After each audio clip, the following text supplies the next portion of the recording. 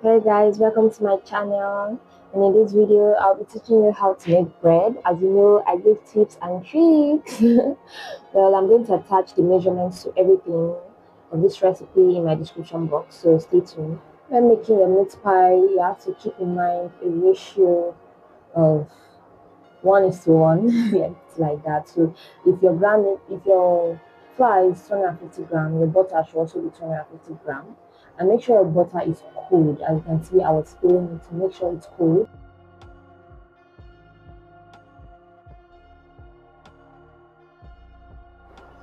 The next step is to get your hands dirty.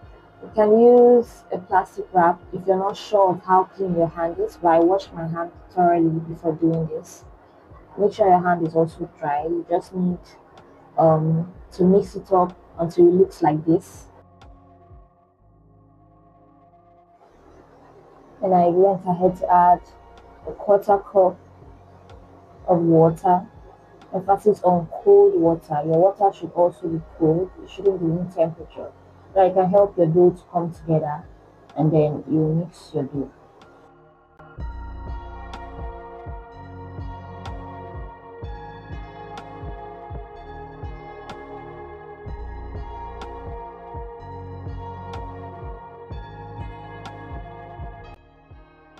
Once you're done with that, you transfer your dough to the baking surface. As you can see, I use my baking mat.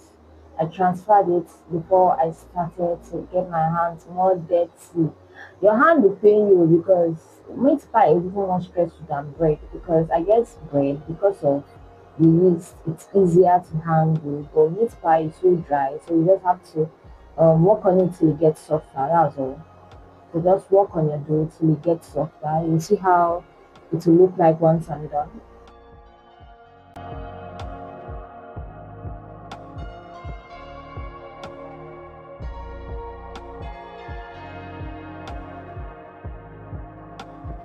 You can see how the dough is looking. Once that's done, you put it inside a plastic bag or anything you can use to cover it against moisture, and then put it in your fridge. Leave it there for about 10 to 15 minutes. If your fridge cools, but if your fridge wastes time to cool, you can put it for up to 30 minutes just for it to firm up. This is it out of the fridge. It's cold, but not too cold, not blocked. So please make sure it doesn't get blocked, but it gets firm. Then you divide it, use your rolling pin. At this point, my rolling pin hasn't arrived yet, so I improvised. And you can see if you really want to do something, you improvise with what you have. So I used this. It was quite hard, but trust me, it actually worked. I continued till I got what I wanted. So just continue till you're satisfied with the size.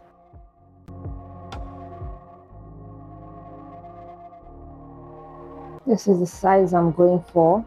But if you want something smaller and you have a bowl that has a smaller rim, you can use that.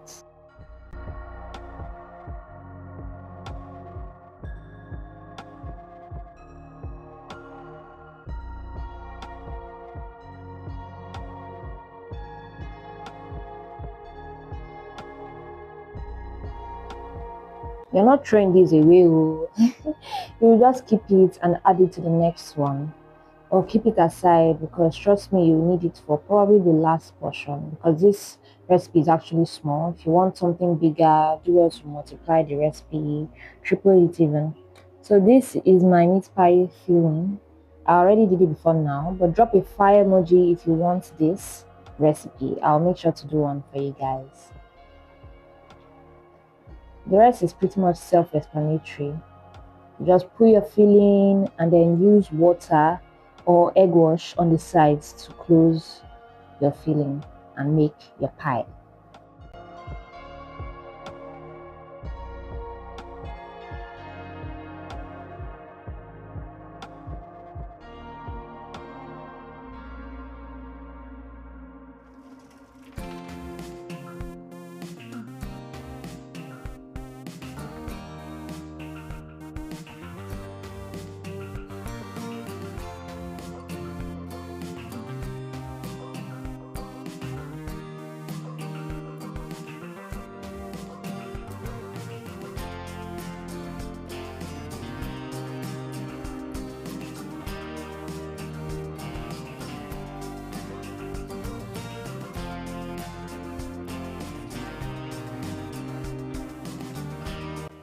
By poking holes in the pie so that it properly cooks.